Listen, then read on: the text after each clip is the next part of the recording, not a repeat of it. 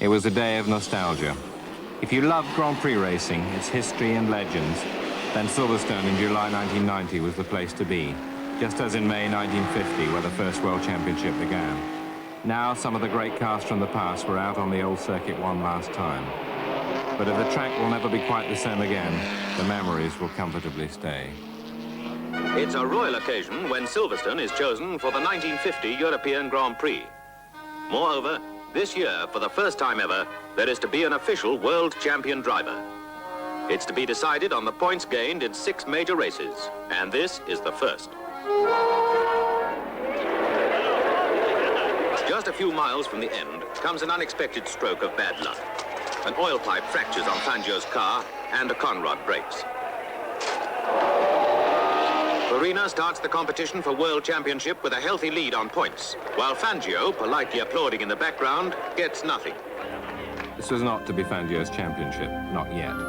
That first year it went to the man who had won at Silverstone, Dr. Giuseppe Farina. By the 1951 British Grand Prix, the Ferraris looked at last to be a genuine threat to Alfa Romeo. On lap 10, Fangio in the number 2 Alfa had taken the lead from Gonzalez's Ferrari number 12.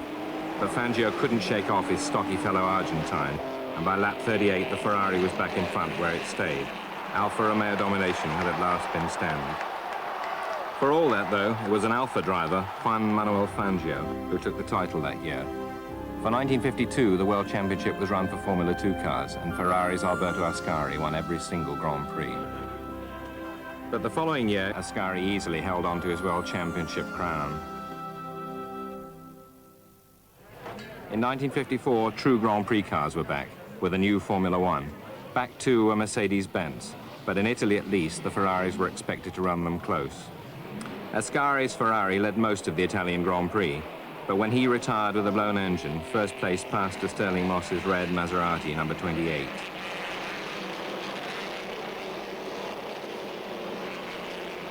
A dozen laps from the end, though, Moss was sidelined with a cracked oil pipe, leaving Fangio a fortunate victory to clinch his second title.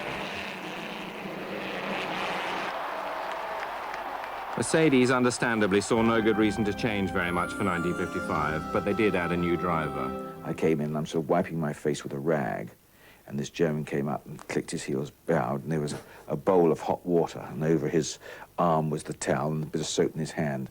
And this is like in the middle of nowhere, and I thought, my God, this is efficient, you know. And that's what it was like. I mean, Mercedes were absolutely in the class of their own from that point of view.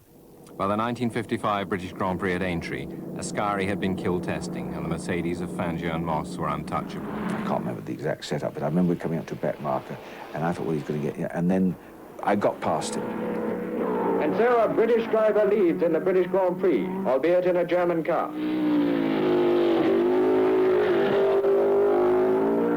And I went like hell. I used everything I could, and I got a good lead, fairly good lead. But then coming towards the end, Fangio was up with me again. And I remember going round the last corner.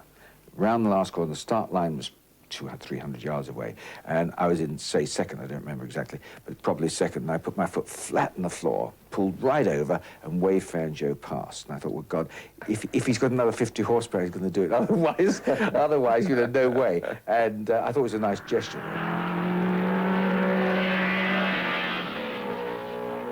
Past the pits in as near line abreast as makes no difference. They get the checkered flag and go on to their lap of honor. I've asked him since, and I've said, look, you know, you did back off, didn't you? Because after all, it was the British Grand Prix. He said, no. He said, you know, you were on form that day, and that, you know, it was your race. Mm. Half my problem with Fangio was that I felt he was better. He was faster, backed up by the fact that he probably was. At the next race, Monza, the status quo was restored, Moss finishing second to Fangio, world champion again. But it was the end for Mercedes, who withdrew at the end of 1955, leaving Fangio to go to Ferrari, where he duly won his 4th title.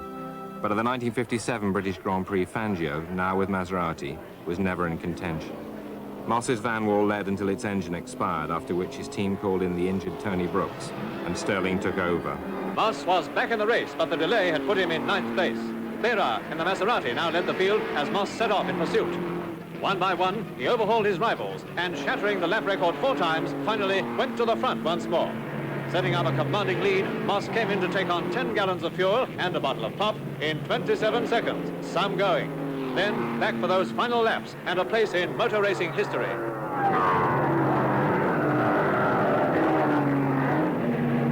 So, with the Ferraris and the Maseratis trailing behind, Stirling Moss and the Van Wall came home alone.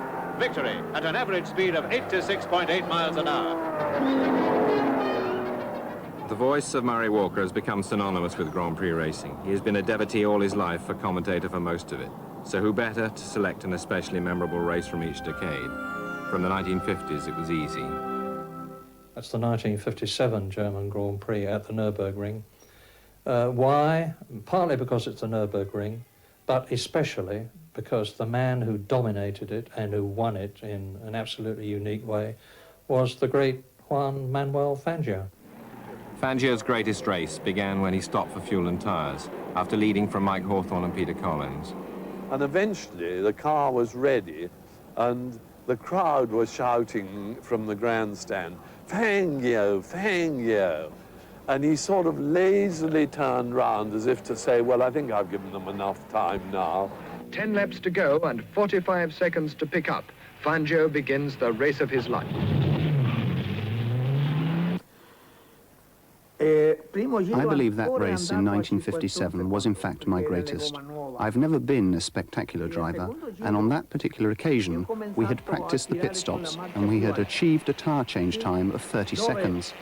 However, when I actually stopped in the pits on that occasion, the tyre change took those 30 seconds plus another 48. I went out on the track in an attempt to catch the two in front of me, and I didn't think I had a chance.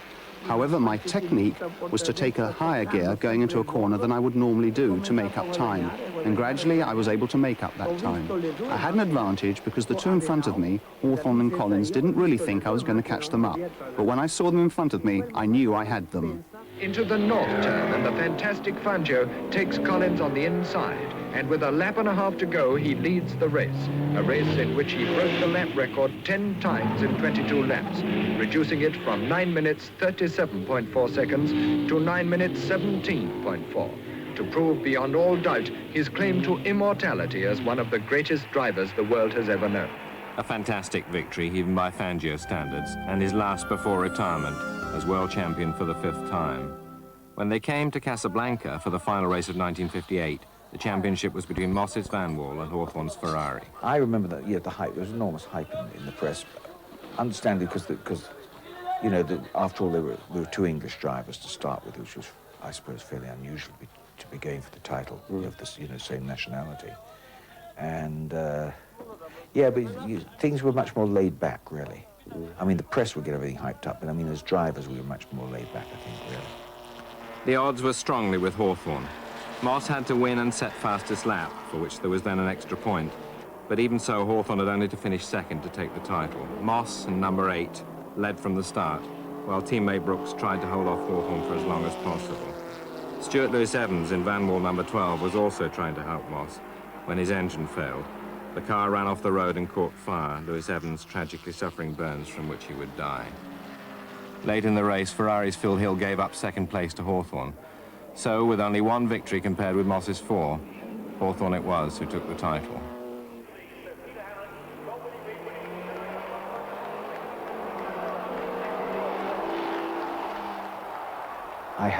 I didn't drink anyway, and I restrained my running around a bit, you know. I wasn't going out with girls quite as seriously as I had been. And I really had taken it seriously. I thought, well, you know, I'm going to really work at this.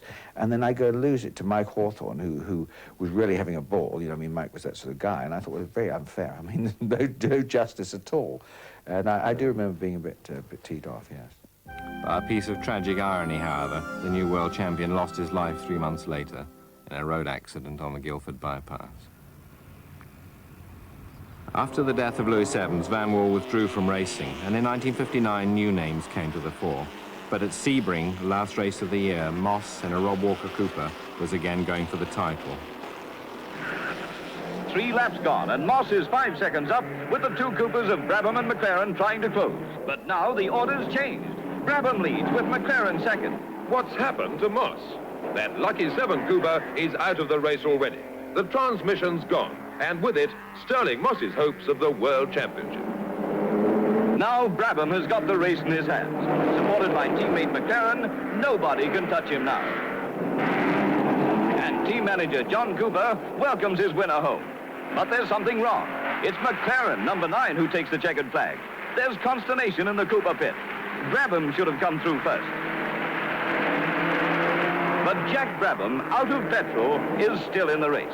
Jack Brabham pushes his way to the Motor Racing Championship of the world.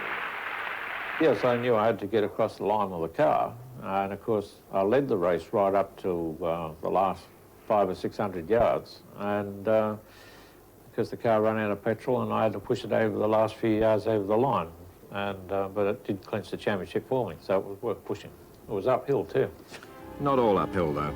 In 1959 and 60, Jack Brabham and Cooper took the titles, also swinging a lamp over the future. From now on, the driver's place was in front of the engine. Guess where? Yes, Monte Carlo, a small principality in the Stirling area. And as usual, all eyes are focused upon him. Even an extra 30 brake horsepower is no substitute for the skill of Moss. As round and round the classic Monaco circuit, he drives the race of his life. Ferraris of Richie Ginther and Phil Hill had a big power advantage over Moss's Lotus in that first race for the new 1.5-litre Formula One. But they were not Stirling. I thought, well, I'm going to really try and go. And that was the only thing I could try to do. And then, of course, they hung on, you know, did get a bit big, went up to 6 seconds, then back to 4 and 3 and so on. But at the start, that was my intention. Then I realized I couldn't do it. So then I thought, well, okay, I'm just going to keep on as hard as I can. And that was when, going through this, I was convinced they were playing with me, because first it was one car and then another car. And then it would be 6 seconds, they'd come down to 4 and they'd go up a bit. I thought, well, you know, they're just passing back markers, slowing them up and so on. And I didn't realize, because I couldn't actually see, we didn't have radios, of course, I couldn't see them giving all these rather exotic signals to you know, Phil and Richie. So saying, now give all and all that sort of, I didn't see those because they didn't put them out because I'd gone past. No. And so I didn't know they were really trying. If I'd known they were trying, I reckon I might have been a bit quicker, you know, but it didn't happen. And I couldn't believe it. And when I came across and actually saw the flag, and they went right past me, it was absolutely quite a most emotive time. I mean, you know, literally was. The one thing it proves to me, though, is that you can work out anything about a vehicle, the strength, you can work out the lateral G and the tyre wear and all that, but you can't work out the human element. And that is what I think still keeps our sports as such an important one. Still, it was essentially a Ferrari year. In France, Italy's Giancarlo Baghetti became the only driver ever to win his first Grand Prix. At Monza, though, there was stark tragedy when the Ferrari of world champion-elect Wolfgang von Trips crashed with Jim Clark's Lotus on the second lap of the Italian Grand Prix. Von Trips is killed. So too are 11 spectators on that hot afternoon in Italy. Phil Hill leads the diminished field. Ahead of him lies the prize of prizes, the championship of the world. As he takes the winner's laurels, Phil Hill does not know the fate of his teammate.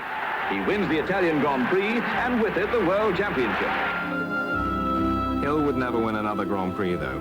And it was another Hill, Graham, who took the title for BRM in 1962, narrowly beating Jimmy Clark. But the following year, it was the other way around, with the dominant Clark scoring 7 victories en route to the first of his 2 championships. In 1964, another Briton joined Clark and Hill in the fight for the title. John Surtees in the Ferrari. Late in the season, Surtees made a charge for the title. This win in Italy and second place in America, setting up a championship decider in Mexico.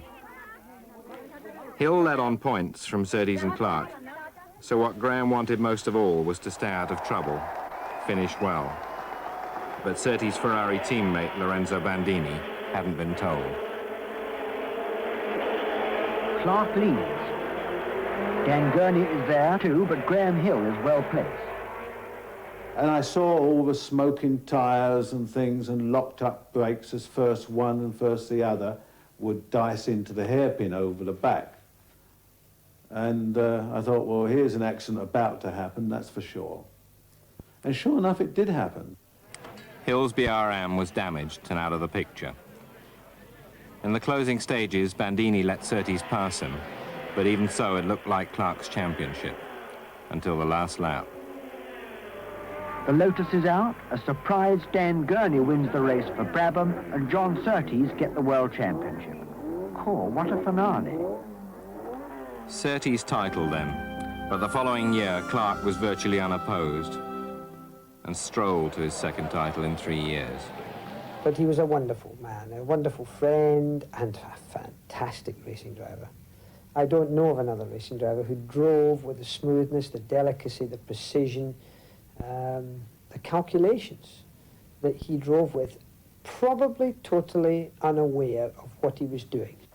Jack Brabham was champion in 1966, thus becoming the first man to win the title in a car of his own construction, and Brabham won the following year too. In '67, when I won the championship, if Jack had stuck to, or kept some of the gear that I had, he probably would have won the championship. But he would try something new all the time, like maybe new camshafts, valves, or valve springs, or something like that, and occasionally they would break and let him down, and I had the good old reliable stuff, probably not the same horsepower, but reliable, and you got to be there at the finish. Not quite always there at the finish that year with the new Ford DFV engines, designed by Keith Duckworth. Well, George, I think we've now got a reasonable block. I think all we have to do is put these 2 marks on here and then take it into the jig bore and start machining. Jimmy Clark's new Lotus 49 won with the engine first time out in Holland, and although reliability was suspect at first, the DFV was clearly the future. I've actually chosen the 1967 Italian Grand Prix. When the race started, there was a terrific scrap. Jim Clark, Graham Hill and Denny Hulme. And they kept that up for a long time, until on the 13th lap, Jim Clark came in to change a tyre. Finish. He was out of the race, as far as everybody was concerned, except Jim Clark. 7th by lap 34, 5th by lap 47. By lap 53, the astonishing Clark is up to 4th. Meantime, here's John Surtees in the new Honda, which we haven't seen racing before, and Chris Amon in the new Ferrari, which we haven't seen racing before. And down in this group will be the leaders, and that was Graham Hill. Graham Hill either trailing smoke or dust. Jim Clark, in fact, could win this race now. Jim Clark closing fast on Surtees to challenge that second place. And he's passed the Honda, into second place, and by Jove, he's going to take the lead on this lap. Jim Clark has achieved the incredible. If he can get up alongside and pass Jack Brabham, he'll take the lead with 8 laps to go. That's Jim Clark. Jim Clark going through the south curve, throwing up the dust, and it's Jack Brabham in second place, and they both pull clear of the Honda. It's Jim Clark in the lead. As they come up to the completion of the 61st lap, it's Jim Clark with the Lotus Ford in the lead from Jack Brabham. John Surtees third with the Honda, and the Honda is in second place. It's John Surtees in the Honda in second place, Jack Brabham third, as they come up to the 65th lap, a lap with 3 laps to go. It's the Honda in second place, and Jack Brabham is slipstreaming John Surtees. Jim Clark completes his 65th lap. Jack Brabham pulls out. Jack Brabham pulling out to take the Honda after grabbing a bit of slipstreaming, and that's going on for every last foot. And it's the Honda in the lead. The Honda's in the lead, and Jim Clark is third. It's John Surtees in the lead, Jack Brabham second, and Jim Clark third. It's Jack Brabham who is slipstreaming John Surtees. John Surtees in the white car, Jack Brabham coming through on the inside on the Brabham. Fiercely snaking under the braking, it's Jack Brabham who takes the lead. Jack Brabham leads John Surtees, but John Surtees comes back on the inside, and it's John Surtees who retakes the lead. As they come up out of the south curve, the 2 cars are virtually neck and neck, but it's John Surtees ahead of Jack Brabham, and Jack Brabham pulls out, and Surtees wins. That open space up the inside was too much of a temptation. And I think perhaps if I'd been in his position, I would have been tempted to do it as well. The reason I was able to pass him on the inside, there was oil had been dropped on the inside and somebody had put cement over it. And that left a line down the inside, which people were avoiding. That was the only hole I had, and I went down that inside and got in the oil and couldn't quite stop enough for the corner to be able to get a good line out of it. And John Surtees had a better line out of the corner, although I came out first. He had the run on me, and he just passed me by about the width of a tyre going over the line. Sadly, motor racing was soon to lose the incomparable Clark. In April of 1968, he was killed in a minor Formula 2 race at Hockenheim in Germany. The loss of Jim Clark in April of '68, I think, was like to motor racing what the atomic bomb may have been to the world during the Second World War. It was something that nobody could truly believe would have occurred. The dimensions of it were so drastic and so devastating to us all. I think for the first time we truly realised that motor racing was or could be hopelessly dangerous. Ironically, it was in Germany again, this time at the Nürburgring, that Stewart, in appalling weather, drove the race of his life. I said, why do I have to go, Ken? I'm going to shunt the car. You know, we don't know where the track is, we don't know how deep the water is. That's why you have to go out, he says. You've got to find out where the rivers are, and he was right. And Jackie didn't want to go out, and I insisted that he went out. It's the first time I've ever had to, if you like, make a driver drive, and I didn't like that very much. I passed Chris Amon at the bottom of the descent to Adenauer Bridge, and then pulled out a huge lead by the end of the first lap. Unknown to me, I couldn't see anything. The spray was so bad and the fog was so bad. You were searching your way through the fog. And I think I passed the start-finishing line in the first lap, something like a 30-second lead. It was a long lead. I recall afterwards being told this. So it was a very difficult race for me. Aquaplaning everywhere, searching for visibility, but yet having to keep the pressure on because you knew that at any moment you could have spun out, gone wide, or done worse. I ended up by winning the race by 4 minutes, which in those days was, even today, it must be a very large amount of time. For all Stewart's ability, it seemed somehow appropriate in 1968 that Graham Hill, fighting nobly for Lotus in the aftermath of Clark's death, should win the championship. But at Monza that year, I categorically spent the entire weekend playing towards the last lap. The teams were being paid according to their position at quarter distance, half distance, three-quarter distance, and full distance. And as it was going to be a slipstreaming race, I had this arrangement with Jackie Webber.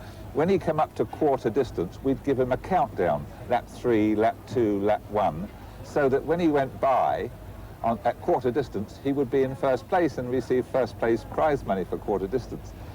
He achieved this at quarter distance. He achieved it again at half distance and at three-quarter distance, and most important of all, he won the race. It was like a cash register going on in his head. We're looking down at the approach to the Parabolica, down to the Vialoni, 185 miles an hour, 4 cars virtually together, and down to the Parabolica they come. Can Stewart hold the line on this, the last lap? Somebody's challenging, it's Rindt going through. Jochen Rindt takes the lead at the Parabolica on the last corner of the last lap. Beltoire's going through. It's Beltoire's taking the lead, and it's going to be a French match to win. It must be. It's over the line together, and it's almost a dead heat. It's Jackie Stewart, Rindt, Beltoire's, and McLaren. Nobody has ever seen the finish of a motor race like that. The Cosworth engine took every race that year, with Stewart's Matra winning more often than not. Monaco 1970 has passed into racing legend. This is what happened to Brabham at the last corner of the last lap. Pierre's carriage had run out of petrol just before the last corner, and that was just one of those decisions. I took the wrong decision, went down on the inside of him instead of the outside of him. And of course all the sand was on the inside, and I just couldn't stop for the corner. And Rindt got by me for the lead. Rindt went on to become world champion, but was killed in practice for the Italian Grand Prix. He's the only man to have won the title posthumously. But Jochen was really a tiger of a driver, and would have gone on, I think, to win more than one world championship, although I think he would have retired before too long. He wasn't in love with motorsport. He loved it, but he wasn't in love.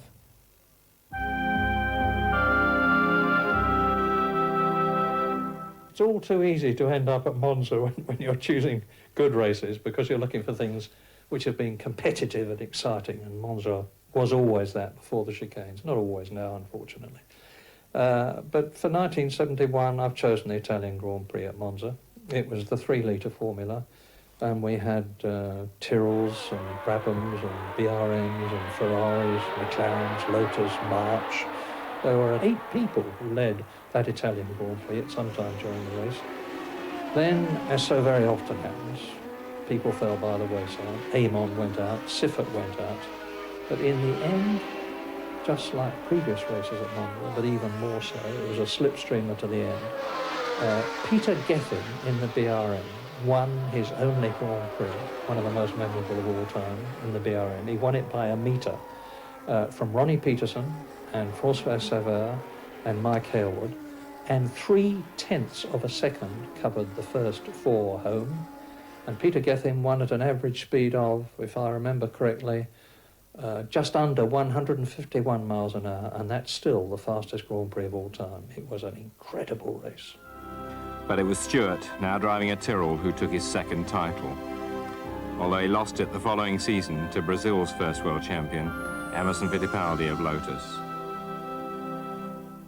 In those times, what his drive, if you get the results, it was not very quick, but he was very careful with the car, and he finished all the races. And those times, reliability in the car was very bad, and you have to be very, very soft with the car. And he was a man, he always depart 5th and 6th and all finish in the end, or 2nd or 3rd.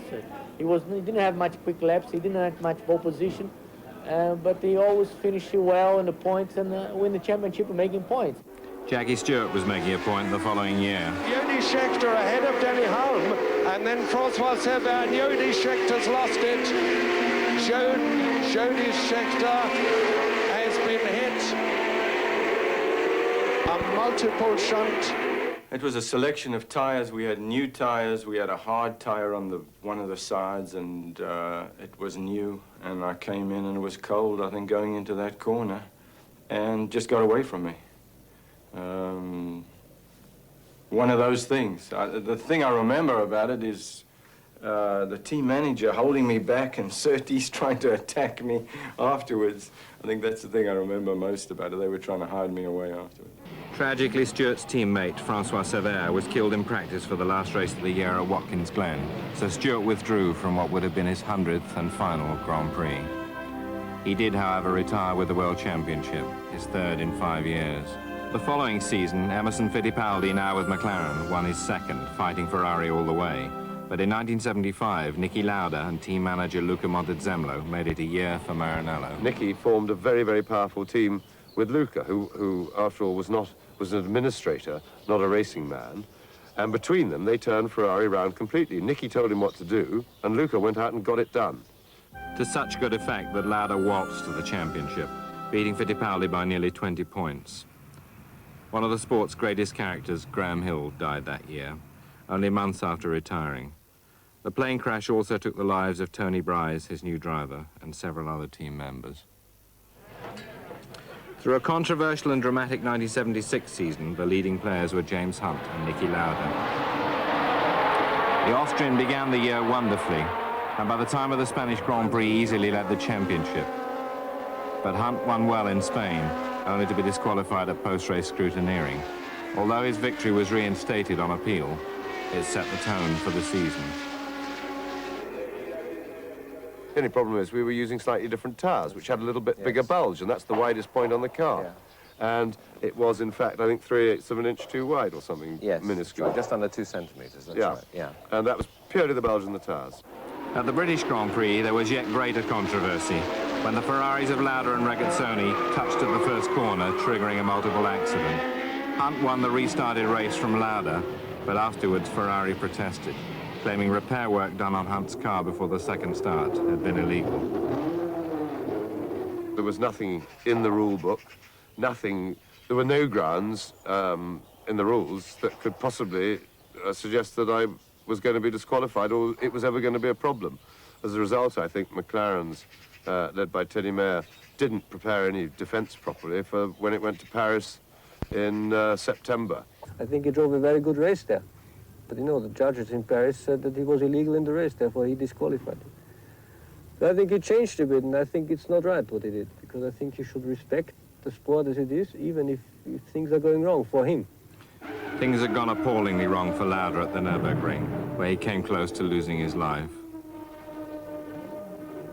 When I came to the hospital, you know, you feel a kind of you feel like you are very tired, and you would like to go and sleep.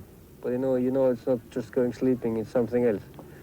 And then you just fight with the brain. You hear noises and you hear voices, and you just try to listen what they're saying, and you try to keep your brain working and to get the body ready to fight against the illness. And I think this was very good that I did that, because in that way I survived. Incredibly, Lauda was back for Monza just 6 weeks later, but Hunt had cut his points lead, and this victory in America gave him a shot at the title in Japan, the last race of the year. As they gathered in the rain at Fuji, Lauda had 3 more points than Hunt. The race was delayed in the hope conditions would improve, but when they didn't, the cars were flagged away, and Hunt took an immediate lead. After 2 laps, Lauda pulled in and retired. His life, he said, was more important than the World Championship, and perhaps he was the bravest man in the place. Hunt continued in the lead, despite spirited attacks from Brambilla and others.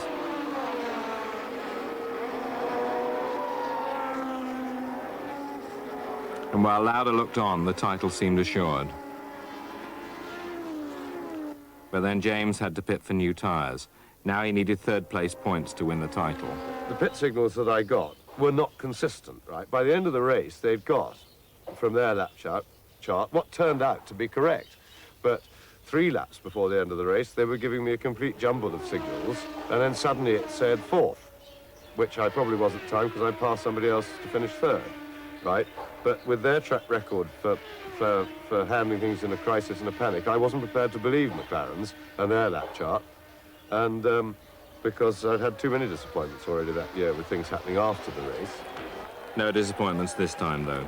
Hunt was indeed 3rd and therefore world champion. A single point separated him from the gallant Lauda. Nicky was back the following year, though, champion again for Ferrari. It was all Lotus in 1978, Mario Andretti becoming champion, although grieving for his teammate Ronnie Peterson, who died at Monza. The first turbo win came at Dijon in 1979, but everyone remembers the fight for 2nd place. And Arnou's going to do it. René Arnoux is challenging for 2nd as they come up to Villeroy, but Villeneuve will not give way. Arnou's got the inside line and the shorter line, and he takes 2nd place as they go into the right-hander and the left at Sablière. And now Renaults indeed are 1st and 2nd in the French Grand Prix, and the French crowd is going mad, roaring in the background. The twin-turbo Renaults appeared at Monaco, not their circuit. And now we're into the start of the 79th and last lap but 1, with René Arnoux 2nd and Villeneuve go. Incredible! Villeneuve stood on everything, locked up his tyres, got the line, and he's back into 2nd position on the last lap but 1, and the French crowd aren't very happy about that, and who can blame them? And he's closed right up on Villeneuve, and he's going to try again. They're coming into the start of the last lap behind Jochen Mass in the A2 Arrows. And Arnoux does it, does he? And Villeneuve locks up. And Villeneuve has had to go wide, and Arnoux's on the inside as they go round Villeroy. He's got the shorter line. He's got 2nd position. He's got 2nd position. He's through. They bang wheels. He's off. He's off. And he's back again. René Arnoux off the circuit and back again. And now Villeneuve's in 2nd position. And this is the last lap. And Villeneuve goes over the corrugations, and he nearly loses the front as they go up to Parabolique on the 80th and last lap. And he's back, he's in 2nd position. Villeneuve is 2nd in the Ferrari. Down to 3rd position goes Arnoux. To La Bretelle, 80th. 80th lap in this 80-lap race, and there's less than 1/3 of it to go. Now, can Arnoux, on the tremendously fast La Combe Courbe de Pouar section, 150 miles an hour, get past? They go past Jochen Mass, and Jabouille wins. Jean-Pierre Jabouille has won in the Renault, who is going to be 2nd. Into the Courbe de Pouar they come. There is Riccardo Patrese, and Villeneuve is 2nd. Arnoux is 3rd. In Holland, Villeneuve's leading Ferrari had a tyre going down. Yes, Villeneuve's lost it. Incredible! Villeneuve, 360-degree spin. Jones manages to avoid him and goes through and takes the lead. Fantastic! Alan Jones.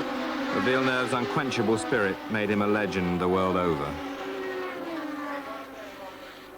We had a good relationship. I think he wanted to win every lap and not win races. He wanted to be impressive in that way, and that's what he did. He was a very fast driver, but wasn't at the stage where he was a good winner. Which was fortunate for Scheckter, who took the title that year in a Ferrari clean sweep. The Italian cars were nowhere in 1980, however. At the penultimate race of the year in Montreal, the championship was between Alan Jones's Williams and Nelson Piquet's Brabham. At the start of the race, we screamed down to the first corner, and I got the jump on him, held my line, and we touched, and he went into the fence and damaged that car severely, his race car. It seems a long time. It's go. And Piquet's pulling across in front of Pironi, and Jones is round in front of him, and it's a multiple crash already on the first lap, and Piquet's off. Well, a very sad race for me, because in the first start, Alan pushed me in the wall. I have to change for the spare car, and I did another start, and I overtake Alan after 3 laps, and I open about 15 seconds, and my engine blew up, and I lost the championship in that race. Jones put a double lock on the title with victory in the final race, handing Frank Williams his first championship. Not a brilliantly exciting circuit, but an absolutely riveting race, and that's the Spanish Grand Prix at Jarama. And Villeneuve had a car which handled like a barn door. It was appalling, but he got this fantastically powerful V6 turbocharged engine bolted onto the back of it, and he knew that from row 4 he had got to make a good start. He made a fantastic start. From row 4 he was third by the first corner. On the second lap he was second only to Alan Jones, and Alan led for 17 laps with Villeneuve chasing him hard and all the rest in line astern behind. And then Alan, most atypically, went off and allowed Villeneuve through, and of course Alan was history then, he did finish the race. But from then on, Villeneuve, by just keeping his line on the corners, going like smoke down the straights, letting nobody past him on the straights, knowing that no one could get past him on the straights, stayed in front from lap 17 until lap 80. 1 second covered the first 4 home. You never knew who was going to be coming on first. It was incredible. Real cliffhanger. The championship, though, went to Nelson Piquet by a point from Carlos Reutemann. Imola in 1982 was to become notorious. And Villeneuve made a mistake. He just went wide, lost traction, and Pironi nipped through. Just a little mistake from Villeneuve, and that's what it's cost him. It's cost him the lead. Yeah, Villeneuve's well placed now. He's picking up the draft well. He's going to be alongside. Which side's Pironi going to keep? Pironi, I think, has made him go the way he shouldn't have done. The long round, Villeneuve's inside. Ooh! Absolutely side by side. But Villeneuve's got the line up the hill into the next corner.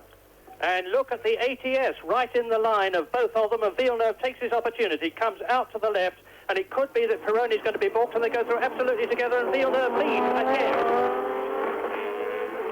And look at that, Pironi and Villeneuve absolutely together. Pironi's in the lead. Pironi's just nipped through.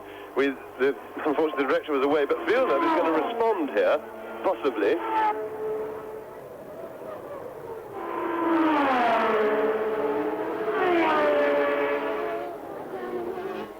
And he's done it. We are around the Tamburello, and see Pironi now.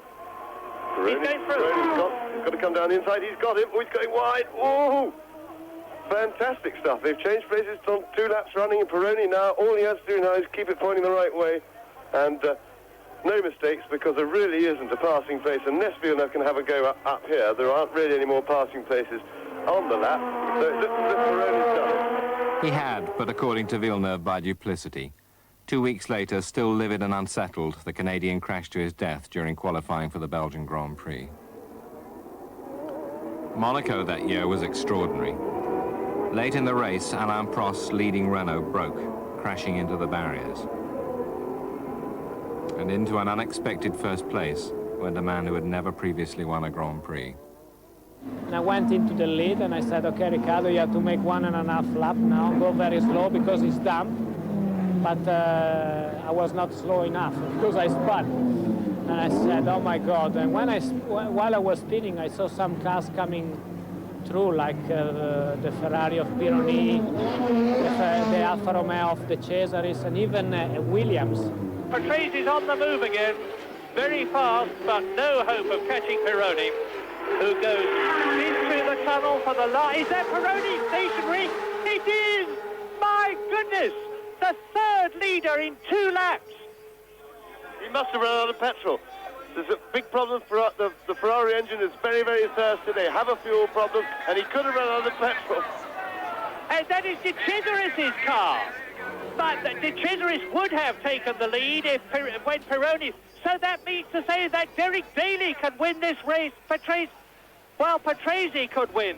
Patrese did win, but it was Keke Rosberg's flair and consistency which took the title for Williams. Nelson Piquet's second title was snatched from Alain Prost in the final race of 1983. But Prost's only rival the following year was his McLaren teammate Niki Lauda. To be champion, Prost had to win in Portugal. So now Prost having another look, but and this time he's got a good draft, and I think he's inside him, yes, and Alain Prost takes the lead, and I'm sure he's going to pull away now. For the title, Lauda needed only second place. After a poor grid position and a cautious start, the number 8 McLaren was 5th by lap 28 and chasing Keke Rosberg. As Lauda goes past the Williams, and he is definitely in 4th position. And they're battling for 3rd position. Still Prost first and Mansell second. And Lauda is going through this time, surely. He's got the line. And yes, indeed, as they go into turn 1, at the end of lap 33, Lauda is up into 3rd place, only Mansell between him and his teammate Prost. But not for long. Eventually, Mansell's brakes failed, leaving Lauda in the 2nd place he needed. I only know that the last year's one was the most difficult one in the way of having to fight to the last race to finish 2nd behind Prost and then beat him by half a point. So from this point of view, it was, sure I remember it. I was not too disappointed because that was a very good season in terms of ambience in the team, and with Niki we enjoy very much racing together. There was more high drama in Portugal the following year. In dreadful conditions, many cars spun off and crashed. But Ayrton Senna, who had nearly won in similar conditions at Monte Carlo a year earlier, drove flawlessly in the Lotus to win his first Grand Prix. It off goes Prost and regains and spins. Alain Prost spins right off, and he's going to be out of the race with a smashed rear wing. The victorious Senna now rejoiced that he had served his apprenticeship in England. I guess having been racing in England before Formula One for a few years, with the English weather has taught me a lot. No weather problems for anyone at Brands Hatch in 1985, and none of any kind for Nigel Mansell. Look at this, a terrific scrap for the lead, and there's a change because the Williams has gone past Ayrton Senna, who has therefore lost the lead, and he has lost it to Nigel Mansell, and now he comes out of clearways and takes the checkered flag, and Nigel Mansell has won. Alain Prost's 4th place was enough to give the popular Frenchman his elusive first title, and by quite a margin. In 1986, a Williams Honda was the thing to have, but in Spain, at the new Jerez track, it wasn't quite enough for Mansell. It's going to be one of the closest Grand Prix finishes, whatever happens, that we've seen for a long, long time. They're coming up to the hairpin now. This is it. Down into 2nd gear, and Mansell, if he gets it right, can sprint out of the rear wing of Senna's car. Senna moves across. He's keeping Mansell back, and he wins. Mansell won't like that any more than he likes at Brazil. On Friday and Saturday, the start and finish line was here, and for the actual race, if you recall, they actually moved the start and finish line back towards the corner by 30 metres for timing reasons or whatever, but it wasn't in the same place. I mean, they never told any of the drivers, so I mean, come Sunday we were racing, and you know, I'd saved it and I came out the corner, I pressed my overtake boost button, and there I was. And if you look, literally about 20 feet past the line where the flag was. I was in front, and I thought I'd won. If Mansell felt hard done by then, much worse awaited him at the Foster's Australian Grand Prix. As he followed Keke Rosberg and Nelson Piquet, he knew third place would make him world champion. And then the lap previously to the problem I had, Keke, who was leading the race, and it was his last race, if you remember. And if Keke would have won, I'd have been champion as well. And he had a tyre problem, but everyone thought the engine had broken. Even Keke thought his engine had exploded. And then by the time we'd radioed probably 10 laps before this saying, you know, we're coming in for tyres, and they said quite rightly, because Goodyear had examined other people's tyres, saying there's no problem, you're doing the lap time, stay out. There's only 16 laps to go, 20 laps. Certainly it did, and Prost found himself a somewhat surprised world champion in a season largely dominated by Williams. Mansell's most dramatic win came at Silverstone the following year. An unplanned but necessary pit stop left him chasing teammate Piquet on fresh tyres but a long way behind. And then I believe in the last 19 laps we broke the track record 11 times, and then did that fantastic dummy down hanger straight, and shall we say there wasn't much room between us going into Stowe. And of course it was just a sensational victory because it was almost unheard of. And then for me, the engine blew up on the slow down lap. I actually had meltdown on the pistons and the turbo because I had the turbo full up, full boost for about the last 6 laps, and I was out of fuel on the last lap because that was the year that we had to sort of regulate the fuel, and I was minus fuel going on the last lap, and I just thought, it's a British Grand Prix, there's no way I'm stroking it, I'm gone. Gone too was Jackie Stewart's long-held record of race victories, as Alain Prost won the Portuguese Grand Prix, the 28th of his career. Although Mansell won twice as many races as Williams' Honda teammate Piquet, the Brazilian's better consistency made him world champion. Controversy at Monza. Ayrton Senna perhaps chanced too much when he lapped Jean-Louis Schlesser's Williams at the chicane. Without that incident, McLaren Honda would have been unbeaten in 1988. A month after Enzo Ferrari's death, his cars finished 1-2 at home. In Japan, the championship fight was an all-McLaren affair between Senna and Prost. And when the Brazilian almost stalled at the start, race and title looked Prost for the taking. But this was to be Senna's day of days. That was a tremendous race. As you know, at the start, I almost stole the engine. From pole position, went back to 15th, 16th place on the first corner. And to recover all those positions with traffic, lapping people, overtaking people, and catch Prost, who had a clear circuit all the way, it was a tremendous achievement for me. Senna is getting close to him, and Senna is going to challenge for the lead. Ayrton Senna has got the lead.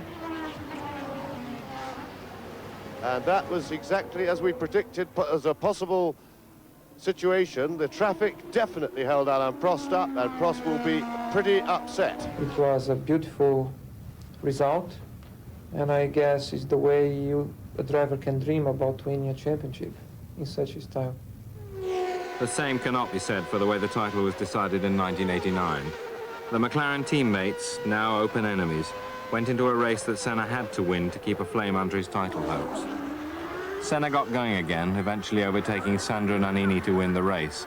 But FISA, the sport's governing body, disqualified him, confirming Prost as champion and sparking one of the greatest controversies the sport has known.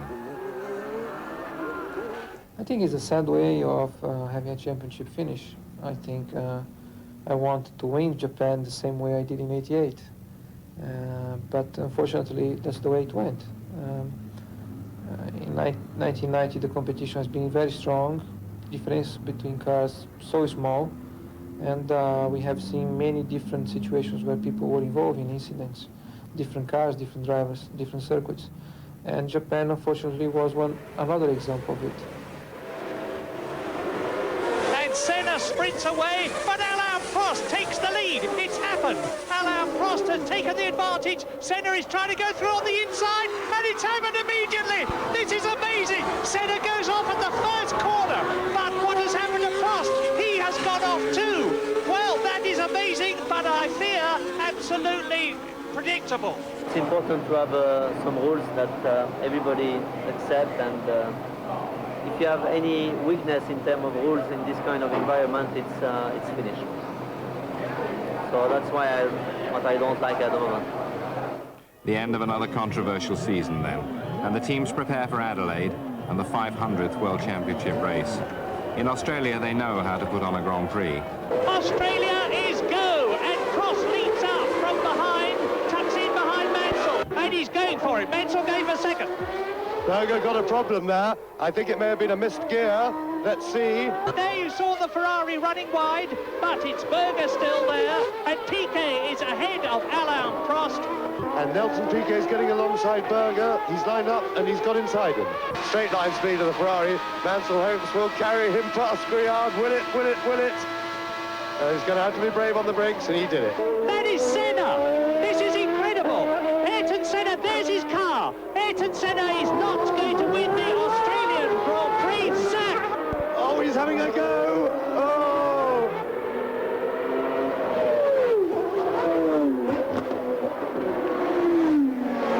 Formula One racing to me was not fun, exhilaration, excitement.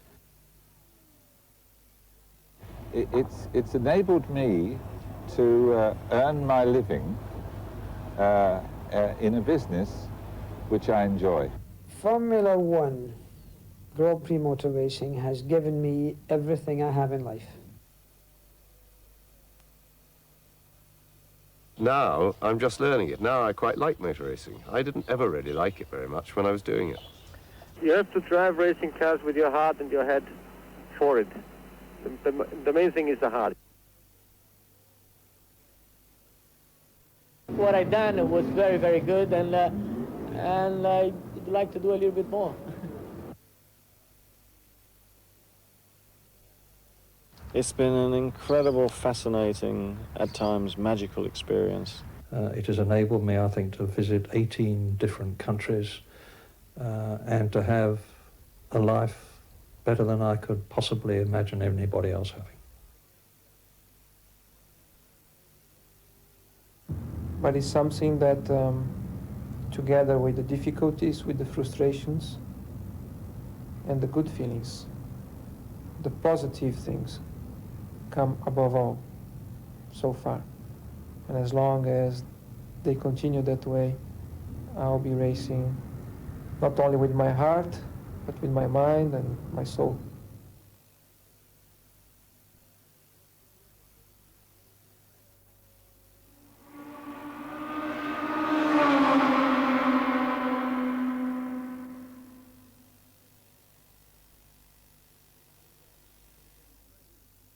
And you can see race number 501, the first of the 1991 season, this Sunday evening at 11:35 on BBC.